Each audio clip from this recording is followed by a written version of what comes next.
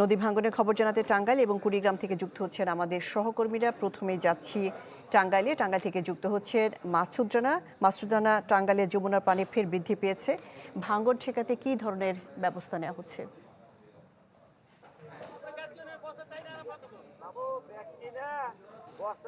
শাহনাজ, আপনি জানেন যমুনা নদীর পানি বৃদ্ধির সাথে সাথে কিন্তু ব্যাপক স্রোতের কারণে টাঙ্গাইল তারাকান্দি যে সড়কটি, আঞ্চলিক সড়ক, সেই সড়কটির একটি অংশে কিন্তু গত রবিবার ভাঙন দেখা দেয়। পরবর্তীতে সেটি এলাকাবাসী গাছের গুঁড়ি এবং ডালপালা দিয়ে সেটি রক্ষা করার চেষ্টা করে, কিন্তু পরবর্তী সময়ে পানি উন্নয়ন বোর্ডের যারা আছে তারা কিন্তু এখানে জিও ব্যাগ ডাম্পিং করে কিছুটা ভাঙন রোধ করলেও এখন পর্যন্ত গত রাতে কিন্তু ফের আবার 24 ঘন্টার ব্যবধানে আবারও ভাঙন দেখা দেয়। আমার পিছনে যে একটু দেখাচ্ছি, এটি কিন্তু মূলত সেই গত রাতের যে ভাঙন, সেই ভাঙন কবলিত এলাকা। এবং কিছুক্ষণ আগেও কিন্তু একটি রাস্তার একটি অংশ ভেঙে নদীগর্ভে বিলীন হয়ে গেল। এবং আমি একটু জানাতে চাই যে গত রাতে যে গভীর রাতে যে ভাঙনটি হয়েছে, সেই ভাঙনের ফলে কিন্তু এই পাশের যে মানুষজন রয়েছে, এই রাস্তার পাশের যে বসবাসরত যারা রয়েছেন, তারা কিন্তু অনেকটা আতঙ্কের মধ্যে রয়েছেন। তারা আতঙ্কগ্রস্ত এই কারণেই যে এই বাঁধটি কিন্তু একটি বেড়িবাঁধ, এই বাঁধটি ভেঙে গেলে কিন্তু এই অঞ্চলের সহ আশেপাশে কয়েকটি উপজেলাও কিন্তু এই পানিতে প্লাবিত হবে এবং সবাই কিন্তু একটি হতাশার মধ্যে রয়েছেন। এবং আমি পানি উন্নয়ন বোর্ডের যে কর্মকর্তা রয়েছেন তার সাথে কথা বলেছি, তিনি জানিয়েছেন তারা রবিবার থেকেই, এই বিকেলের পর থেকেই কিন্তু এখানে এই জিও ব্যাগ ডাম্পিং করছে। এবং হঠাৎ করে আবার স্রোতের কারণে এই টাঙ্গাইল যে তারাকান্দি যে সড়কটি রয়েছে, সেই সড়কটির একটি অংশে আবার ফের দেখা দেয় ভাঙন, যে কারণে তারা সকাল থেকেই কিন্তু এখানে ডাম্পিং এর কাজ করছেন, জিও ব্যাগ দিয়ে তারা এই ভাঙন রোধ করার চেষ্টা করছেন। তো মাসুদ রানা, আপনাকে ধন্যবাদ। এবার কুড়িগ্রাম থেকে যুক্ত হচ্ছেন গোলাম মোল্লা সিরাজ। কুড়িগ্রামে ভাঙন পরিস্থিতির কি অবস্থা এবং ভাঙন রোধে কি ধরনের ব্যবস্থা নেওয়া হচ্ছে?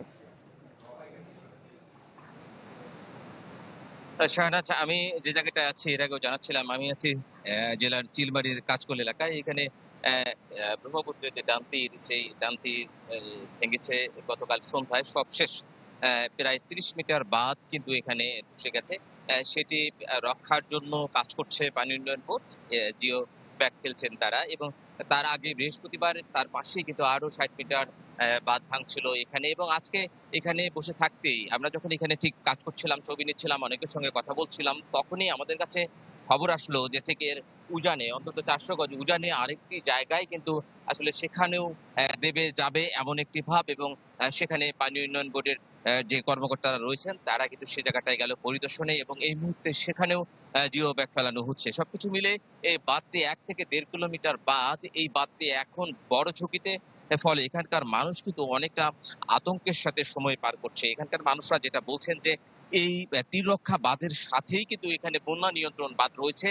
ফলে এই বাঁধটি যখন ধসে যাচ্ছে, তখন এই বন্যা নিয়ন্ত্রণ যে বাঁধ রয়েছে, সেই বন্যা নিয়ন্ত্রণ বাঁধটাও কিন্তু আসলে হুমকির মুখে পড়ছে। অর্থাৎ ঠিক যে ৩টি জায়গায় বাঁধ ধসে গেছে, সেই ৩টি জায়গায় কিন্তু ৪০ ভাগ বন্যা নিয়ন্ত্রণ বাঁধের ৪০ ভাগও কিন্তু আসলে ব্রহ্মপুত্রের পেটে চলে গেছে। আর এই বাঁধটি যদি চলে যায়, এখানে তো মানুষের চলাচলের একটা বড় ধরনের সমস্যা তো তৈরি হবে। একই সাথে হচ্ছে, যেহেতু এটি বন্যা নিয়ন্ত্রণ বাঁধ, এই বাঁধটি ভাঙলে যেহেতু আস্তে আস্তে নদীর পানি বাড়ছে বা আগামী একটা বন্যার সংখ্যা দেখা দিয়েছে, সেই বন্যা যদি হয় তাহলে তার পশ্চিমে যে জায়গাগুলো রয়েছে সেখানে হাজার হাজার একটু কৃষি জমি, সেগুলো নষ্ট হওয়ার একটা সংখ্যা তারা করছে। আর ভাঙনে তো এখানে হাজার হাজার মানুষ তাদের ভিটে হারাবে, এই সংখ্যাও কিন্তু তারা করছে। যদিও পানি উন্নয়ন বোর্ড বলছে আজকেও ৬,০০০ নতুন করে বস্তা এইখানে বরাদ্দ দেওয়া হয়েছে, মোট ১৮,০০০ বস্তা এখানে ফেলানো হবে যাতে আসলে এই জায়গাটা রক্ষা হয়। যদিও এটি এখন হিমশিম খাচ্ছে স্বয়ং পানি উন্নয়ন বোর্ড। শাহনাজ।